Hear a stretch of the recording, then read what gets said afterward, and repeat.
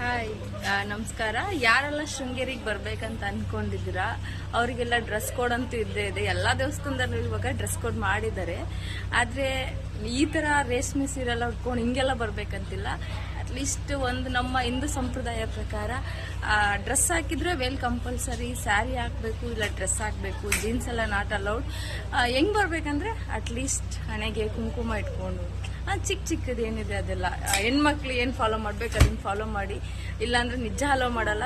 ಅದರಲ್ಲಿ ಡ್ರೆಸ್ಸು ಸ್ಕರ್ಟಲ್ಲಿ ಹಾಕಿರ್ತಾರೆ, ಸ್ಕರ್ಟ್ ಮೇಲೆ ಟೀ ಶರ್ಟ್ ಹಾಕೊಂಡೆಲ್ಲ ಅಲೋ ಮಾಡೋದೇ ಇಲ್ಲ, ಬಿಡೋದೆಲ್ಲ ಒಳಗಡೆ. ನೀವು ಡ್ರೆಸ್ ಹಾಕಿದ್ರೆ ಅಂದರೆ ಇದು ನನ್ನ ಪರ್ಸ್ನಲ್ ಹೇಳ್ತಾ ಇರೋದು, ಡ್ರೆಸ್ ಹಾಕಿದ್ರೆ ಹೆಣ್ಮಕ್ಳು ಸ್ವಲ್ಪ ದಪ್ಪ ಇರೋರು ಸ್ವಲ್ಪ ಲೂಸ್ ಡ್ರೆಸ್ ಹಾಕಿ ಚೆನ್ನಾಗಿ ಕಾಣಿಸುತ್ತೆ. ಇಲ್ಲ ಅಂದರೆ ಬಾಡಿ ಅದು ಫುಲ್ ಹಂಗೆ ಎಕ್ಸ್ಪೋಸ್ ಥರ ಇರುತ್ತೆ. ದೇವಸ್ಥಾನಕ್ಕೆ ಬರ್ತೀರಾ, ಸ್ವಲ್ಪ ಹಿಂದೂ ಹೆಣ್ಮಕ್ಳಾಗಿರೋದ್ರಿಂದ ಚೆನ್ನಾಗಿ ವೆಲ್ ಡ್ರೆಸ್ ಆಗಿ ಬನ್ನಿ, ನೀಟಾಗಿ ರೆಡಿಯಾಗಿ ಬನ್ನಿ. ಸ್ಯಾರಿ ಹಾಕ್ಲೇಬೇಕಂತಿಲ್ಲ, ಚೂಡಿದಾರ್ ಹಾಕಿದ್ರು ಕೂಡ ವೇಲ್ ಹಾಕ್ಕೊಳ್ಳಿ, ದುಪ್ಪಟ್ಟ ಹಾಕ್ಕೊಳ್ಳಿ, ನೀಟಾಗಿ ಜಡೆ ಹಾಕ್ಕೊಳ್ಳಿ, ಚೆನ್ನಾಗಿ ಕಾಣಿಸುತ್ತೆ.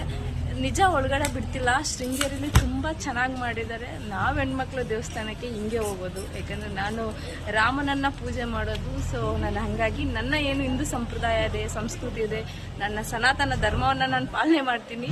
ನಿಮಗೆ ನಾನು ಫೋರ್ಸ್ ಮಾಡ್ತಿಲ್ಲ. ಆದರೆ ದೇವಸ್ಥಾನಕ್ಕೆ ಶೃಂಗೇರಿಗೆ ಬಂದರೆ ಡ್ರೆಸ್ಸು ವೇಲ್ ಇರಲೇಬೇಕು. ನೀವು ಚೂಡಿದಾರ್ ಹಾಕಿ ವೇಲ್ ಇಲ್ಲ ಅಂದ್ರೂ ಕೂಡ ಅಲೋ ಮಾಡೋದಿಲ್ಲ. ಡ್ರೆಸ್ ಹಾಕೊಂಡು ವೇಲ್ ಹಾಕೊಂಡು ಬನ್ನಿ. ಜೀನ್ಸ್ ಎಲ್ಲ ಅಲೋ ಇಲ್ಲ, ಸ್ಕರ್ಟ್ ಅಲೋ ಇಲ್ಲ, ಲೈಕ್ ಬೇರೆ ಏನೇನೋ ತುಂಬ ರಿಸ್ಟ್ರಿಕ್ಟ್ ಮಾಡಿದ್ದಾರೆ. ಬಿಡೋದೇ ಇಲ್ಲ, ಚಿಕ್ಕ ಮಕ್ಕಳಾದ್ರೂ ಬಿಡಲ್ಲ.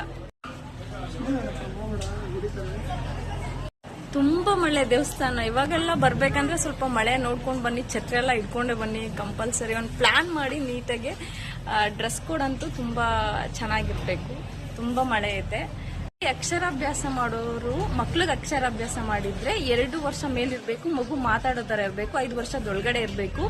500 ರೂಪಾಯಿ ಕೊಟ್ಟು ಚೀಟಿ ತಗೊಂಡ್ರೆ ಅವ್ರ ಅಕ್ಷರಾಭ್ಯಾಸದೆಲ್ಲ ಅವರೇ ಕೂಡ ಅಲ್ಲಿ ಮಾಡಿಸ್ತಾರೆ. ತುಂಬ ಚೆನ್ನಾಗಿದೆ. ಸ್ಲೇಟ್ ಕೊಡ್ತಾರೆ, ಅಕ್ಕಿದೊಂದು ಇದು ಕೊಡ್ತಾರೆ, ದೆನ್ ಮತ್ತೆ ಅರಿಶಿನ ಕೊಂಬನ್ನ ಕೊಡ್ತಾರೆ. ನೀವು ಅದರಲ್ಲಿ ಅಪ್ಪ ಅಮ್ಮ ಇಬ್ರು ಕುತ್ಕೊಂಡು ಅಕ್ಷರಾಭ್ಯಾಸ ಮಾಡಿಸ್ಬೋದು. ತುಂಬ ಚೆನ್ನಾಗಿದೆ.